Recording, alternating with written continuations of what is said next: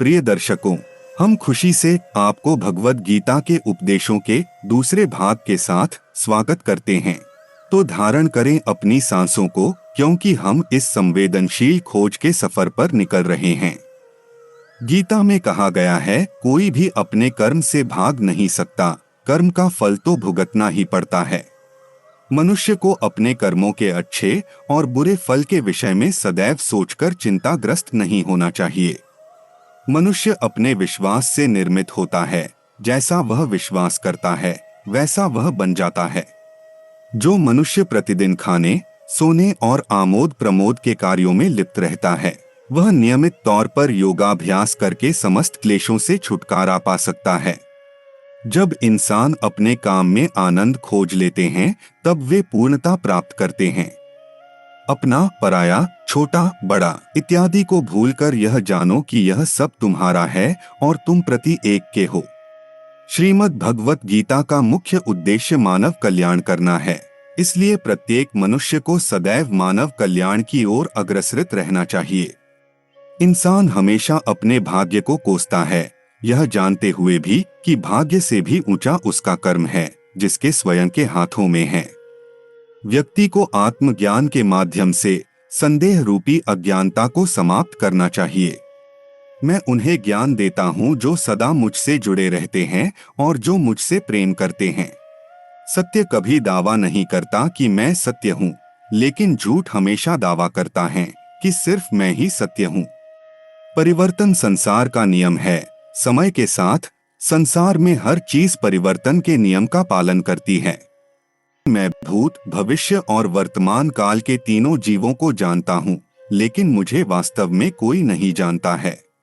संयम, सदाचार, स्नेह एवं सेवा ये गुण सत्संग के बिना नहीं आते। मन अवश्य ही चंचल होता है, लेकिन उसे अभ्यास और वैराग्य के माध्यम से वश में लाया जा सकता है। इंद्रियों की दुनिया में कल्पना सुखों की प्रथम शुरुआत है और अंत भी, जो दुख को जन्म देता है। इस संपूर्ण संसार में कोई भी व्यक्ति महान नहीं जन्मा होता है, बल्कि उसके कर्म उसे महान बनाते हैं। जीवन में कभी गुस्सा या क्रोध ना करे, यह आपके जीवन को ध्वंस कर देगा। वासना, क्रोध और लालच नरक के 3 दरवाजे हैं। जो मनुष्य जिस देवता की विश्वास के साथ भक्ति करता है, मैं उस व्यक्ति की उसी देवता में दृढ़ता बढ़ा देता हूँ। माफ करना और शांत रहना सीखिए, ऐसी ताकत बन जाओगे कि पहाड़ भी रास्ता देंगे।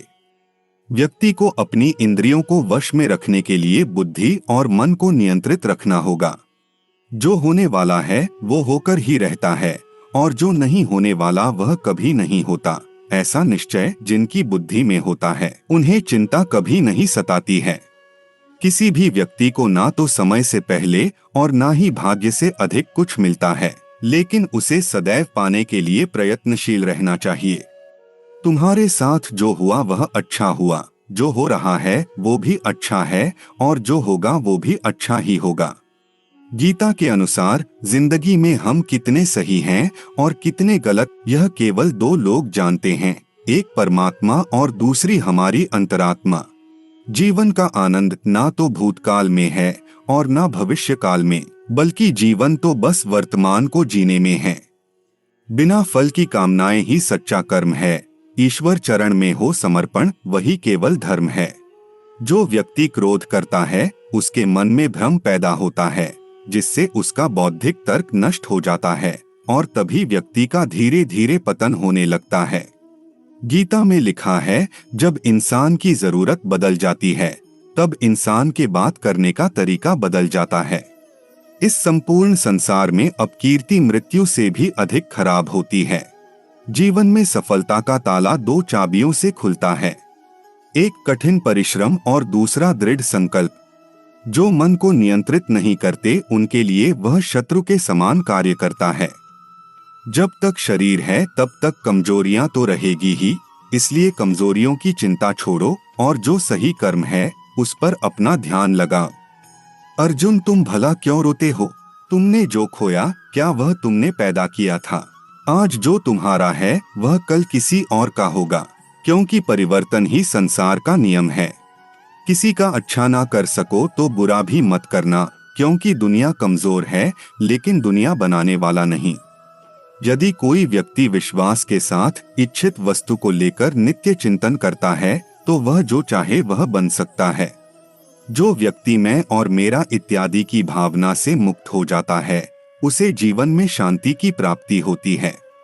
आत्मज्ञान की तलवार से काटकर अपने हृदय के अज्ञान के संदेह अलग कर दो। अनुशासित रहो, उठो और कार्य करो। जिस प्रकार से प्राकृतिक मौसम में बदलाव आता है, ठीक उसी प्रकार से जीवन में भी सुख दुख आता रहता है।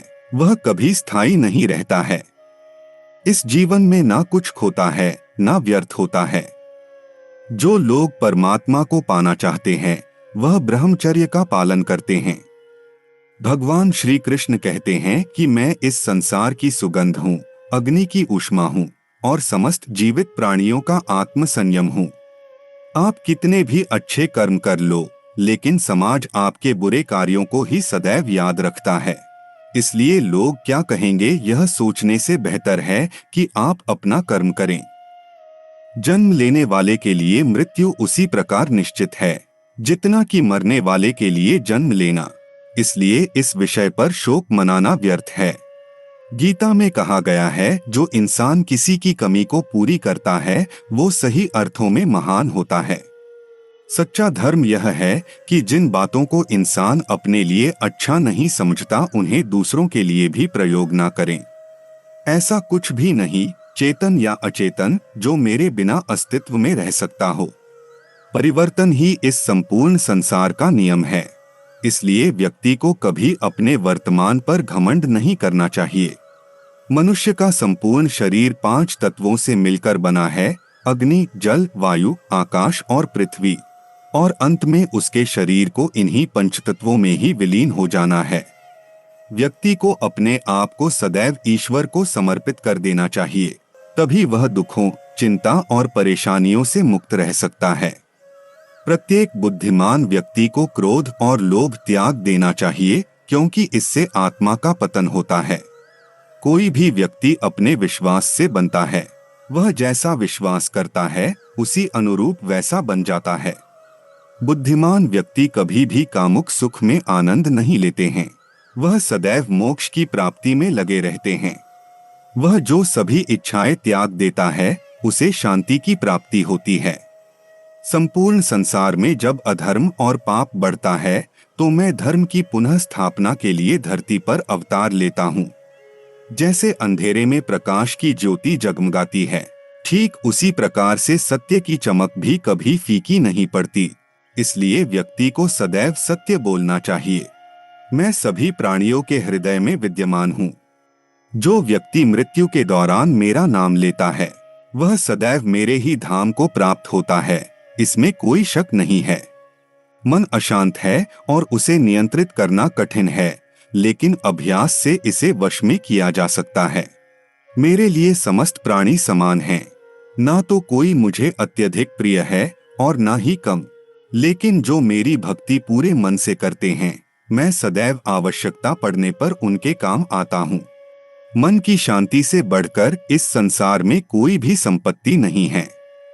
जो मनुष्य फल की इच्छा का त्याग करके केवल कर्म पर ध्यान देता है, वह अवश्य ही जीवन में सफल होता है। कोई भी इंसान जन्म से नहीं, बल्कि अपने कर्मों से महान बनता है। कठिन परिश्रम से बचने के लिए व्यक्ति को भाग्य और ईश्वर की इच्छा जैसे बहानों के बजाय चुनौतियों का सामना करना चाहिए। मनुष्य जिस रूप में ईश्वर को याद करता है, ईश्वर भी उसे उसी रूप में दर्शन देते हैं। मनुष्य का यथाशक्ति और आवश्यकतानुसार कार्य करना ही उसके कर्तव्य परायण होने की पहचान है। सज्जन व्यक्तियों को सदैव अच्छा व्यवहार करना चाहिए, क्योंकि इन्हीं के पद चिन्हों पर सामान्य व्यक्ति अपने रास्ते चुनता है। तुम बिना किसी कारण के चिंता करते हो और बेवजह ही घबराते हो।